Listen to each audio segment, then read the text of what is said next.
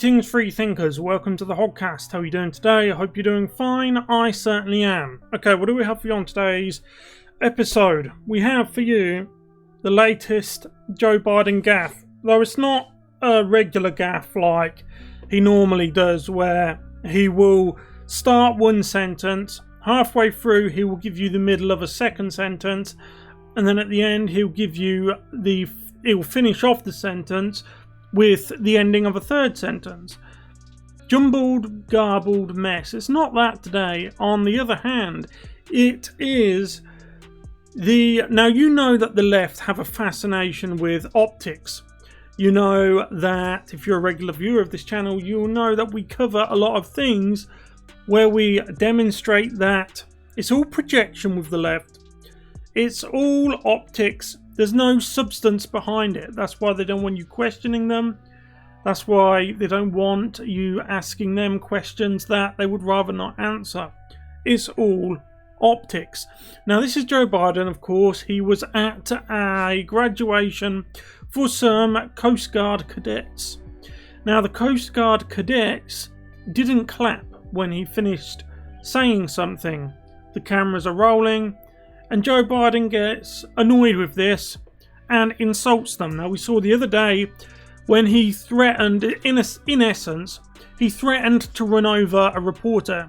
He asked her, when she asked him an inconvenient question, he asked her, in response to that inconvenient question, to go and stand in front of the electric car that he was pretending to drive. Again, it's optics. He wasn't actually driving the electric car. I'd be very surprised if he would legally be allowed to drive a car at all on the road with his mental health state being what it is. He's certainly not going to buy an electric car for him and his family to use. It's all optics. It's all projection. It's all smoke and mirrors. The female reporter, all the reporters there, of course, being pro-Biden, they helped him get elected. He could spit in their face and they would compliment him on the taste of his spit. That's what they are like. So I'm sure you've seen that clip in which, in fact, we'll play it if you haven't seen it. He basically asks her to go and stand in front of the car so he can run her over. We've got a similar situation here in which he doesn't get a clap when he demanded it of them, so he calls them all dull and then demands a clap. He demands a clap afterwards. So let's get into this clip, but if you haven't yet, please like this video if you find it interesting or informative. If you do find it interesting or informative and you'd like to subscribe, there's a subscribe button down below on YouTube and BitChute. We're on both of those platforms. If you are on YouTube, there's a notification bell you can press, but either way, share this video around. That will really help us stay competitive with the larger mainstream media broadcasters. They get pushed and prioritized. We as conservative commentators are shadow banned and reduced, so we don't get recommended to anyone. So if you could do that, that would really keep my morale up. Anyway, let's go. Okay, we'll watch this clip and then we'll go to the electric car clip. I can only assume that you will enjoy educating your family about how the Coast Guard is, quote, the hard nucleus around the Navy forms in times of war. This was the point he was expecting the clap. You're a really dull class. I mean, come on, man. Is the sun getting to you? Come on, man. I would think you'd have an opportunity when I say that about the Navy to clap, but being here together, I can only assume that you will enjoy educating. So we're watching again now. We'll watch again. I mean, it speaks for itself, doesn't it? Your family about how the Coast Guard is, quote, the hard nucleus around the Navy forms in times of war. You're a really dull class. Come on, man. I mean, come on, man. Is the sun getting to you? I would think you'd have an opportunity when I say that about the Navy to clap, but being here together, I You see, it's all projection. It's all projecting an image. They want to frame things a certain way. What he wanted, the cameras are rolling, is for him to compliment the Coast Guard in a way that he doesn't really mean, and his follow-on statement, of course, proved that. And then they would give him a rapturous round of applause. This would present the optics that he is a man of the military, he's a man of the working class. You know that he tries to portray this. He tries to make out he comes from a mining family. He doesn't, of course. He plagiarized, I'm sure you're aware, he plagiarized a speech from an actual politician who comes from a working class mining family here in Britain. He wants to keep this image going of good old Uncle Joe from Scranton. He's not good old Uncle Joe from Scranton. He is a dyed-in-the-wool globalist who for 50 years has been lining his own and his family's and his cronies' pockets again and again and again. Now let's move. We were going to end with this clip, but we'll move on, in case you haven't seen it, to the other clip, which is, again, it's recent, only taken the other day, of Joe Biden being surrounded by a gaggle of adoring left-wing activists pretending to be journalists. You know, the usual lot. ABC, NBC, CNN, MSNBC, and any other 3 to 5 letter acronym mainstream media activist organisation you can think of. And he was expecting softball after softball, and he got that largely. But then when he was asked one question, he refused. I think it was on Israel. He refused to answer it, and instead offered the journalist or activist pretending to be journalist who asked the question to go and stand in front of the car so he could run her over. I mean, imagine if all of this was Donald Trump. At some level, these mainstream media people who keep covering for Biden, there's a new gaffe every day. At some point, on some level, they know what they're doing.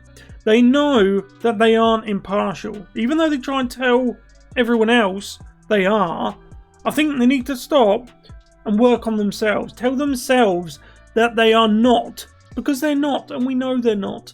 Anyway, look, let's watch this clip. Okay, so this is the clip in which the gaggle of reporters ask him adoring questions. They frame the question, in other words, giving him the answer before they ask it.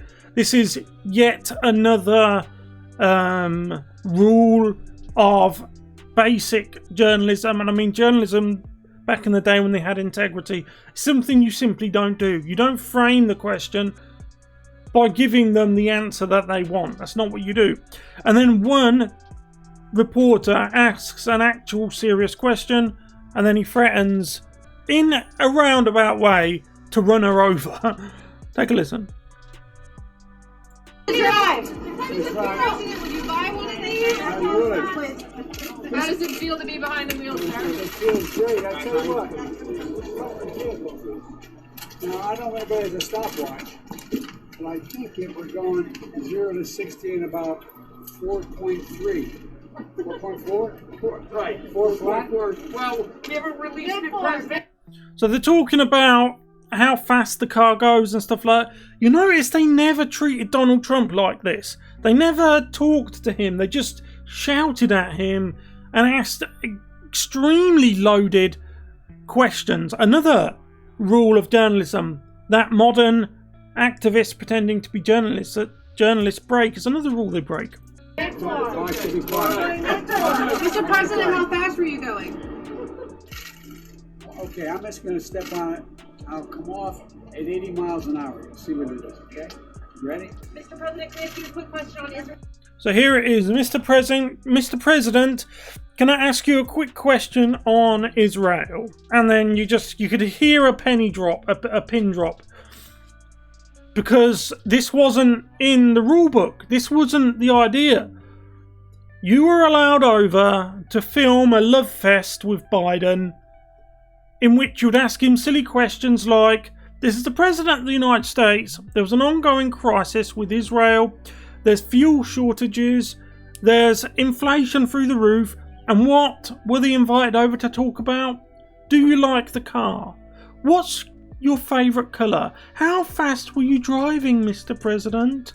Do you like the car, Mr. President? And then one journalist decides to find a shred of integrity, and she asks him this question about Israel. Quick question on Israel before you drive away. No, you can't. Not unless you get in front. So he already tries to cut her off. No, you can't ask a question about Israel. This is the thing. He doesn't want people asking him questions, real questions. He wants fluff questions like, what's your favourite teddy bear? What topping pizza do you like the most? This, according to the mainstream media, is what the American people want to know. They really need to know in these trying times what brand of ice cream the President Biden likes. Front of the car as I step on. Okay, so I think you missed that. We'll go back because I was talking. He asked her to go and stand in front of the car and then he would step on it. What does that mean? If someone asks you to go and stand in front of this car and then I'll step on the gas, it means you're going to run them over. Front of the car as I step on. Not unless you get in front of the car as I step. Let's see what it is, okay? You ready? Mr. President, can I ask you a quick question on Israel before you drive away? No, you can't. Not unless you get in front of the car as I step on. So he's just threatened to run her over. Imagine if this was Donald Trump. You know what the headlines would be? Donald Trump is a menace, threatens to run over woman. Threatens to run over woman reporter. Donald Trump is an ism. He's an ist. He said this on Twitter. Think about it. But because it's Biden, they giggle. You just heard them. They giggle. What gets me is there's people who still don't understand that there's a double standards here. But it's gone beyond that. If you can't see it, you are either stupid or you willfully refuse to see it. It is the literal example of putting your head in the sand because you don't want to see something. It's not like there's a fine sheet of paper in between the standards. There is a huge gulf now between the way one group of people get treated and another group of people. And this is happening all the time. Rinse, repeat. Whether it's white and black, they're held to two standards. Straight or alphabet community, they're held to two standards. Man, woman, they're held to two standards. Christian, Muslim, different standards. And it keeps going. But it's most pronounced in the treatment between Republicans and Democrats. And then even more so, at its ultimate zenith, is the way the media, the corrupt media, and they're corrupt beyond a doubt, the way they treat, the difference between the way they treat Biden and Trump. That's the zenith of the double standards. Unbelievable. So let's just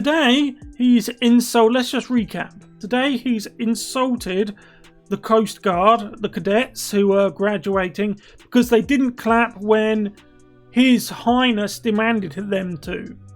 That's not the way someone who was legitimately elected behaves. That's not the way someone who serves the public behaves. So today he's calling them dull and attacking them because they didn't clap for their dear leader when he wanted them to. Yesterday he was threatening to run over reporters who dared to ask an actual question instead of giving fluff questions like, what football team do you support? And the day before that it was denying there was fuel shortages, and so it goes on down the line. Oh, but we'll ignore all that because at least he's not Donald Trump.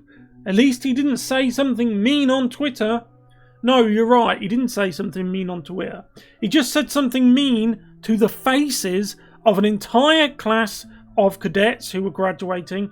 And then yesterday, he told a woman reporter who actually has a shred of integrity to go and stand in front of the car while he, quote, and I'm quoting him here, he floors it. As in, he floors the gas. Think about it. Anyway, look, I'll leave it there. Let me know what you guys think about this in the comment section below.